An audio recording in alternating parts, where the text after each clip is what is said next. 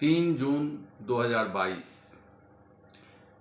ये वो दिन है जब भारत के प्रधानमंत्री श्री नरेंद्र मोदी, भारत के राष्ट्रपति श्री रामनाथ कोविंद और यूपी के मुख्यमंत्री योगी आदित्यनाथ तीनों कानपुर में उपस्थित हैं। कानपुर में ये यूपी के विकास के लिए विभिन्न परियोजनाओं का उद्घाटन कर रहे हैं, कहीं शिलान्यास कर रहे हैं और कुछ योजनाएं बनाई जा रही हैं। ऐसे समय में जो मैं बार बार कहता हूं कि देश के गद्दारों को खोजने के लिए बाहर जाने की जरूरत नहीं है। आप इस ट्रेंड को समझ लीजिए कि जब भी कोई देश विकास की बात होगी, जब भी कभी देश के बारे में कुछ अच्छी बातें होगी, जब कोई विदेशी राष्ट्रपति भारत भ्रमण पे आएंगे, जब देश कोई अच्छा काम कर रहा होगा, तो देश के अंदर कुछ ऐसे लोग हैं, अब तो उसे जयचंद कहना भी शायद जयचंद की भी तौहीन हो जाएगी।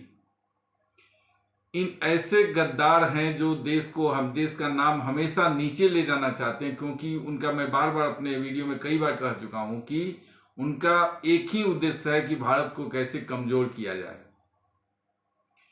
कुछ वही हुआ कल जुमा का दिन।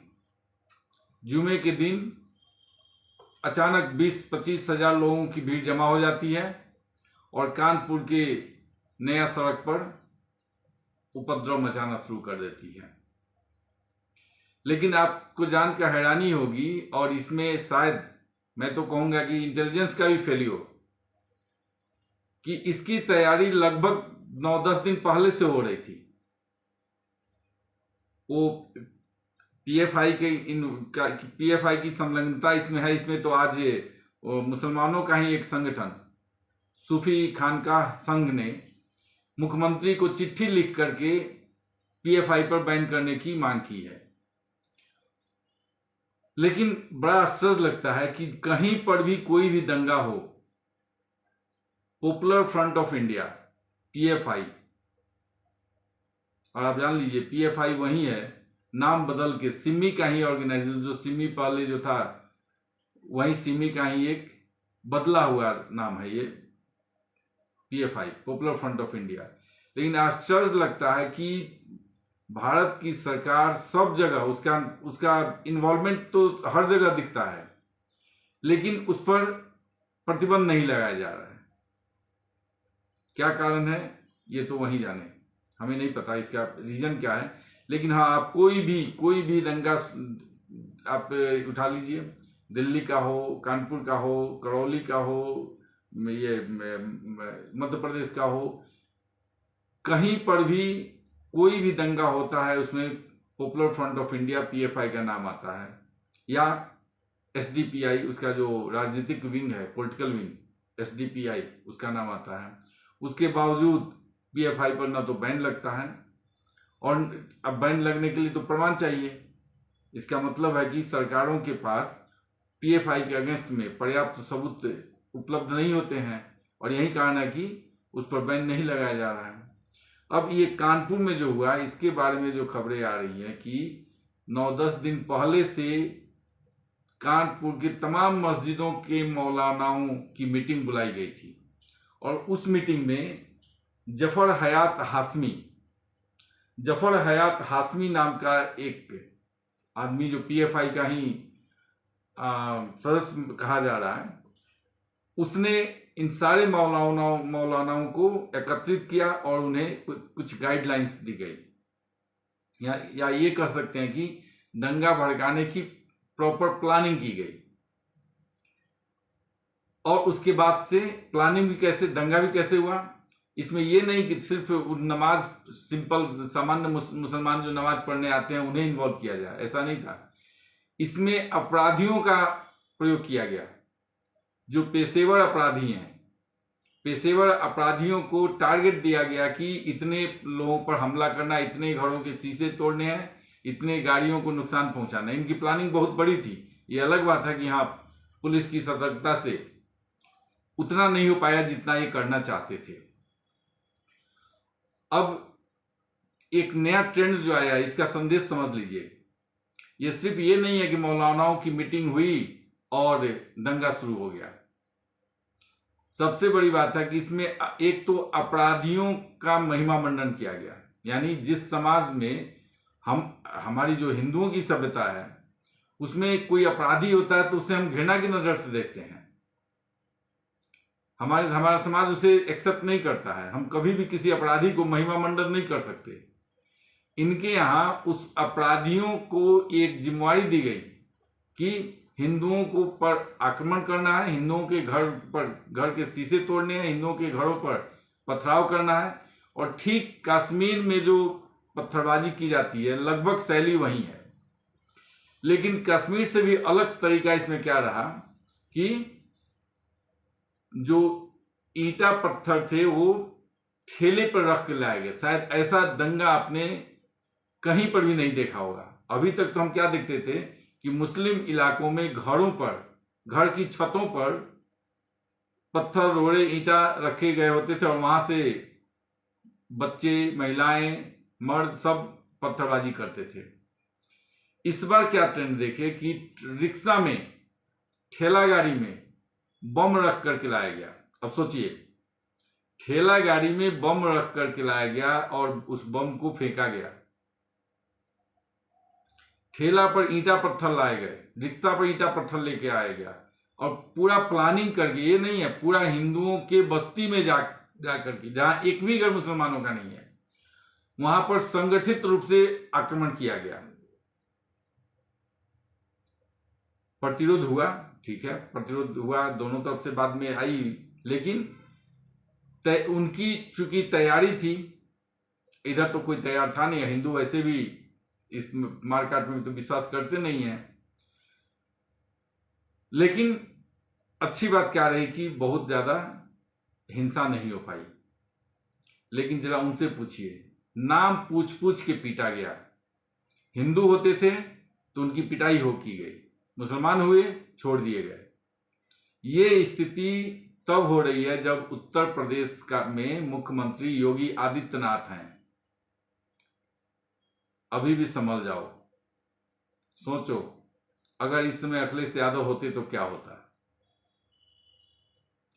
अब इस दंगे का कारण क्या बताया गया कि नुपुर शर्मा ने टाइम्स नाउ नवभारत पर जो स्टेटमेंट दिया था उसका विरोध करने के लिए कानपुर के मुसलमानों ने 5 जून को कानपुर बंद का आह्वान किया था।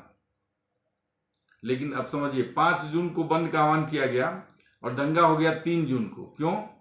क्योंकि 3 जून को प्रधानमंत्री, राष्ट्रपति और मुख्यमंत्री का उत्तर प्रदेश के विकास के लिए योजना बनाने के लिए तीनों नेता कानपुर में आए हुए हैं। इन्हें विकास पसंद नहीं है, इन्हें तो विध्वंस पसंद है। इसलिए विकास करने जब कोई प्रधानमंत्री, राष्ट्रपति, मुख्यमंत्री जमा होगा तो उसका ध्यान भटकाने के लिए, ताकि मीडिया में उत्तर प्रदेश के विकास की चर्चा नहीं हो, उत्तर प्रदेश में केंद्र ने जो इन्वेस्टमेंट किया या बाहर के जो उद्योगपतियों ने इन्वेस्टमेंट किया है उसकी चर्चा ना हो, उस पर कहिए ना कि मतलब उसको शैडो में डालने के लिए ये आतंक मचाया गया, ताकि न्यूज क्या बन जाए, आज हम भी चर्चा कर, हम भी उत्तर प्रदेश के जो इन्वेस्टमेंट का जो प्लान किया गया, हम तो उस पर चर्चा नहीं कर रहे हैं। 80,000 करोड़ से ज्यादा का इन्वेस्टमेंट करने की प्लानिंग की गई है यूपी में। लेकिन आज हम चर्चा किस पर कर रहे हैं? कानपुर की हिंसा पर। और यही उनका मकसद भी था। और वो सच पूछे तो अपने मकसद में कामयाब हुए, क्योंकि उनका जो मकसद था कि उस जो विकास की बातें नहीं हो और विध्वंस की बातें हो। अब जो नारा लगाया गया उसको भी सुन लीजिए। उस जो 20-25 हजार की भीड़ थी वो नारा लगा रही थी। नारा तदवीर तो सामान्य चीज है, उनका धार्मिक नारा है अल्लाहू अकबर, वो तो ठीक है। उसके अलावा मारो हिंदुओं को, मारो हिंदुओं को, काटो खुलेआम, पाकिस्तान जिंदाबाद, पाकिस्तान के झंडे लहराए गए, बहुत जगह पाकिस्तान के झंडे फहराए गए, वहां पर रख दिए गए। ये स्थिति है जब उत्तर प्रदेश में भाजपा की सरकार है और योगी आदित्यनाथ मुख्यमंत्री हैं, जिनके नाम से लोग कांपते हैं, तब इनकी हिम्मत देखिए कि पाकिस्तान का झंडा लगाते हैं, पाकिस्तान जिंदाबाद के नारे लगाते हैं और हिंदुओं को नाम पूछ पूछ के पीटते हैं। फिर भी उसके बावजूद अपने आप को बहुत बड़ा हिंदू कहने वाला नालायक की अखिलेश यादव, जो अभी चुनाव के समय कहता था कृष्ण जी उसके सपना में आते हैं और कहते हैं कि तुम ही मुख्यमंत्री बनोगे, वो कहता है कि नुपुर शर्मा को अरेस्ट करो। बेशर्मी देखिए इन लोगों की।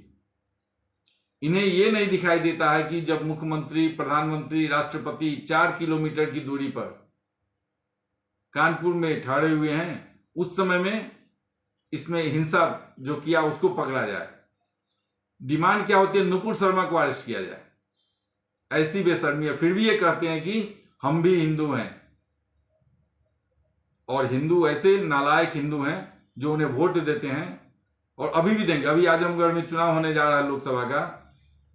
हिंदुओं में नालायकों की कमी नहीं है, वो हम गारंटी के साथ कहते हैं। फिर आजमगढ़ में उसी नालायक अखिलेश यादव की पार्टी को वोट देंगे, और जब ये मारे जाते हैं तो हमें तो कभी कभी लगता है कि हमें अब अफसोस भी नहीं करना चाहिए, क्योंकि ये उसी के लायक हैं। गुस्सा इसलिए आ रहा है क्योंकि उत्तर प्रदेश में अभी अभी चुनाव हुआ है। 10 मार्च को रिजल्ट आया था। कितना दिन हुआ? 2 महीना भी नहीं हुआ है, या कि 2 महीना हुआ? 2 महीना हुआ। 2 महीने में चुनाव में इतनी भयंकर जीत हुई। लेकिन भाजपा जीती, सही बात है, लेकिन अखिलेश यादव ने कड़ा टक्कर दिया। अखिलेश यादव को वोट देने वाले भी तो हिंदू थे। मैं तो बार बार कहता हूं कि भाई तुम जाति के आधार पर वोट दोगे तो वैसे ही मतलब खस्सी बकरी की तरह काटे जाओगे। कल नारा भी लगा है, हिंदुओं को काटो, हिंदुओं को मारो। फिर भी मुझे नहीं लगता है कि वहां पर किसी हिंदू को कोई फर्क पड़ेगा इससे। वो फिर वही भाईचारा, जब आपका सबसे बड़ा नेता मोहन भागवत को धर्मनिरपेक्षता का कीड़ा काटने लगा है, तो बाकी का तो बात ही हटाओ। करो भाईचारा, खाओ जूते, ऐसे ही जूते खाते रहो और फिर कहते रहो जब पिटाई पड़ेगी उस समय, तब तुम्हें वही याद आएगा, भारतीय जनता पार्टी, विश्व हिंदू परिषद, बजरंग दल याद आएंगे। जैसे ये इसकी पिटाई खत्म हो जाएगी, फिर तुम्हें अपनी जाति याद आएगी और चले जाओगे समाजवादी पार्टी और दूसरे पार्टियों के पास।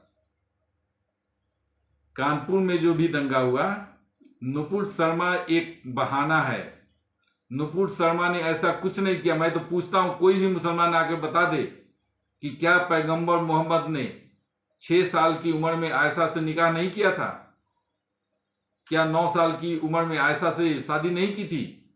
बस यही बात तो नुपुर शर्मा ने की है। गलत है तो बता दो कि हाँ नहीं ये गलत है, ये गलत बयानी कर रही है। जब पैगंबर ने निकाह 6 वर्ष की उम्र में की और 9 वर्ष की उम्र में शादी की, तो इसमें नुपुर शर्मा ने क्या गलत किया? ये समझना क्या होगा ना कि ये नुपुर शर्मा एक बहाना है, और मान लो कह ही दिया तो इसमें गलत क्या है? वही कहा जो इतिहास में वर्णित है, इतिहास में लिखा गया है, किताबों में, इंटरनेट पर जाइए, किताबों में पढ़ा गया है, पढ़ाया गया है, पढ़ा जाता है कि उनके बारे में जो भी है। तो इसमें आपके धर्म की क्या बेइज्जती हो गई? मोहम्मद साहब ने 11 बार शादी की थी, ये हकीकत है, की थी तो की थी, क्या दिक्कत है इसमें? इससे आपको क्यों परेशानी हो रही है? और उसको कोई कह दिया तो क्या गलत हो गया? लेकिन उसको इशू बनाया गया, और इशू इसलिए बनाया गया कि ये चाहते थे। देखिए, हमेशा क्या होता है ना, एक इमीडिएट कॉज, तत्कालिक कारण खोजना होता है कोई भी घटना को अंजाम देने के लिए। तो नुपुर शर्मा का जो स्टेटमेंट है वो एक इमीडिएट कॉज बना है, एक बहाना बना है। प्लानिंग इनकी पहले से थी, और प्लानिंग क्यों थी इसको भी समझ लीजिए। प्लानिंग इसलिए थी क्योंकि बार बार हर सभा में योगी आदित्यनाथ कह रहे थे कि 5 साल में हमने यूपी में कभी दंगा नहीं होने दिया। रिपोर्ट कार्ड उनका बेदाग था। तो स्वाभाविक रूप से कुछ गद्दार ऐसे तो हैं जो चाहेंगे कि उनके रिपोर्ट कार्ड में दाग लगे। अब उनसे अच्छा प्रशासन देके तो अशोक गहलोत कर नहीं सकते हैं। अगर दूसरा कोई कंपटीटर रहता, ममता बनर्जी होती, अशोक गहलोत, तो चलो भाई हम योगी आदित्यनाथ से अच्छा प्रशासन दे के दिखाते हैं, उनसे अच्छा विकास करके दिखाते हैं। वो ऐसा नहीं कर सकते, तो उनके समर्थक जो ये पार्टियां हैं वो क्या करेंगे, तो ऐसे ही उपद्रव करेंगे ताकि दंगा हो जाए। तो अब योगी आदित्यनाथ कह नहीं पाएंगे कि हमारे राज्य में कोई बड़ा दंगा नहीं हुआ। बस उन पर ये दाग लगाने के लिए ही कानपुर में ये सब कुछ षड्यंत्र रचा गया। लेकिन ये भी खुशी की बात है कि अभी जब मैं ये वीडियो बना रहा हूं तभी उसका जो मुख्य जो इसका मास्टरमाइंड था वो जफर हयात हाशमी वो गिरफ्तार कर लिया गया है। अभी तक जफर हयात हाशमी जो भागा फिर रहा था, लेकिन पुलिस ने उसे गिरफ्तार कर लिया। वो गिरफ्तार हुआ और मुझे पूरा विश्वास है कि उसका घर भी टूटेगा, घर पर बुलडोजर भी चलेगा और इसे जितना भी नुकसान हुआ उसकी सारी भरपाई भी योगी सरकार करवाएगी। इसमें हमें कोई डाउट नहीं है। बात हमें योगी सरकार से नहीं है। मेरा कंप्लेन, मेरा जो गुस्सा है वो उन हिंदुओं से है जो बार बार भाईचारे की बात करते हैं। और मैं बार बार कहता हूं कि भाई भाईचारा कहां पर संभव है। मोहन भागवत जी ने ऐसा नहीं है कि कल एक बार बोल दिया, बार बार वो कहते हैं कि हाँ हमारा तुम्हारा डीएनए एक है, हमारे तुम्हारे पूर्वज एक हैं, तुम इसी धरती के बने हुए हो। लेकिन उनकी बात को मानता कौन है, उनकी बात को सुनता कौन है? क्या कोई मुसलमान उनकी बात को इंडोर्स करता है कि हाँ मेरे पूर्वज भी हिंदू थे, या हम लोग भी यहीं के, हम इसके यहाँ के कल्चर को ओन करते हैं, उसका स्वामित्व लेते हैं, ये हमारा कल्चर है? कोई मुसलमान आज तक नहीं। हमें कभी कभी तो आज से कल ही परसों का डिबेट का एक टॉपिक आपको बता देते हैं। जब बात हुई कि औरंगजेब ने अपने बाप को कैद में डाल दिया और भाई को मार दिया, तो एक मौलाना क्या बोलते हैं कि वो अशोक ने भी तो अपने भाई को मारा। उसका दूसरा एक एग्जाम्पल और भी दिए कि वो उसने भी, बिंबिसार ने अपने पिता को मारा। तो कहने का मतलब ये है कि अशोक और बिंबिसार ये हिंदुओं के हो गए, और ये जो मुसलमान बैठे हुए हैं ये सब अरब की औलाद हैं। ये यहाँ के नहीं है। इन अरबों के औलादों को आप समझते हो कि ये हो जाएंगे भारतीय, तो मोहन भागवत जी ये आपकी बहुत बड़ी गलतफहमी है, ये जान लो। हमारे जैसे एक सामान्य आदमी को ये समझने में कोई दिक्कत नहीं है कि इनका जो कनेक्शन है वो अरब से हुआ है, और आज से नहीं है। ये सोचिए, ये कहते हैं कि हमने आजादी की लड़ाई में हमारे पुरखों ने बलिदान दिया है।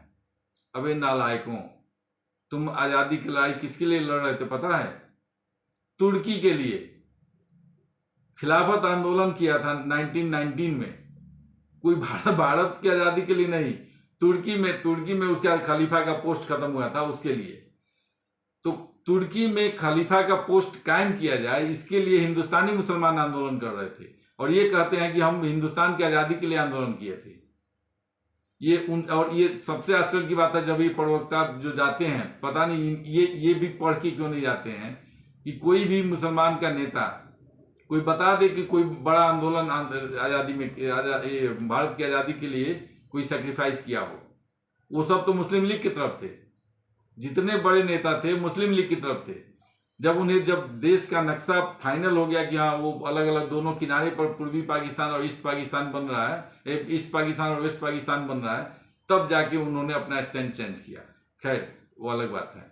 अब कानपुर की जो हिंसा हुई है ना, उसमें एक चीज आप फिर समझ लीजिए कि ये ऐसा नहीं है कि पहला और आखिरी हिंसा है। यूपी के अन्य शहरों में भी इस प्रकार की हिंसा फैलाई जाएगी विभिन्न तंजीमों के द्वारा। उसके दो कारण हैं। एक, हिंदुओं पर मनोवैज्ञानिक दबाव बनाने के लिए कि अगर तुम ज्ञान वापी या और मस्जिदों की बात करोगे तो हम भी चुप नहीं बैठेंगे, हम भी इसका विरोध करेंगे, और हमारा जो विरोध होगा तो वो उस विरोध को तुम झेल नहीं पाओगे, है ना, तो हम तुमको काटेंगे, मारेंगे। और इतना मनोवैज्ञानिक दबाव ला दो हिंदुओं पर ताकि फिर से वो किसी मस्जिद पर वो अटैक नहीं कर पाए, तो उस पर दावी नहीं कर पाए। एक पहला संदेश तो यही था। दूसरा ये क्लियर है कि वो मोदी सरकार, योगी सरकार के दामन पर दाग लगाना चाहते हैं। और दामन पर दाग कैसे लगेगा? तो इसी ढंग से घटना करके, ताकि कहने को मिलेगा कि हम मोदी सरकार में भी यही आंदोलन तो हुआ, ये ऐसा ऐसा घटना हुआ। इसकी सबसे बड़ा कारण जो है ना, हर जगह भारत की, इंटरनेशनल, नेशनल, सब जगह भारत की तारीफ हो रही है, भारत की प्रगति की चर्चा हो रही है, भारत की विदेश नीति की चर्चा हो रही है। स्वाभाविक है कि इन गद्दारों को देखा नहीं जा रहा है। वैसे में ये चाहेंगे ऐसा कुछ करें ताकि देश का नाम बदनाम हो। ये जब ऐसा करेंगे तब बाहर में विकास की चर्चा नहीं होगी, बल्कि ये, और उसके बाद ये यहीं फिर गीत गाएंगे अल्पसंख्यकों पर बहुत अत्याचार हो रहा है, और वो कुछ निकल आएंगे, कुछ नालायक गद्दार जो हिंदुओं में भरे हुए हैं, भड़ के हैं वैसा, वो आएंगे और इनके सहानुभूति। आज एक मुकेश कुमार का एक पत्रकार था, वो उल्टे बोल रहा था कि अभी की जो सरकार है वो दूसरे धर्म के धर्मस्थलों को देखना ही नहीं चाहती। अब सोचिए, कोई ऐसा हिंदू हमको नहीं लगता कि होगा जो किसी के धर्मस्थल के बारे में कुछ गलत बोलता हो। हाँ, जब हम जाते हैं बनारस में, जब हम जाते हैं मथुरा में, तो उस समय एक टिस्ट तो उठती है। किसी को भी देख, कोई भी अगर वो रियल सनातनी है तो उसे लगता है कि हाँ, हमारे मंदिरों को तोड़ा गया है, उस समय ये बात उठती है। खैर, जो भी हो, अब ये कानपुर की बात फिर आते हैं वहीं पर। कानपुर का जो मेन संदेश है, 3 चीजों में हमने स्पष्ट कर दिया, उसको आप समझ लीजिए।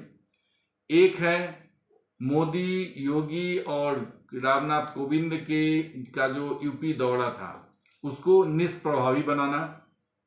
दूसरा, मुसलमानों में एक उसका जो मनोवैज्ञानिक रूप से टूटे हुए थे उनका मनोबल बढ़ाना, हिंदुओं को मनोवैज्ञानिक रूप से तोड़ना, उनमें मुसलमानों का डर पैदा करना, और योगी आदित्यनाथ के दामन पर दाग लगाना।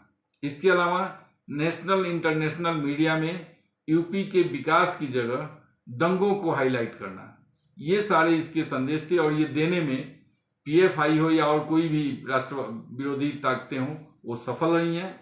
और मुझे लगता है ये तब तक सफल होंगी जब तक ये हिंदुओं में बैठे हुए गद्दारों को पकड़ के उससे बाहर नहीं किया जाता।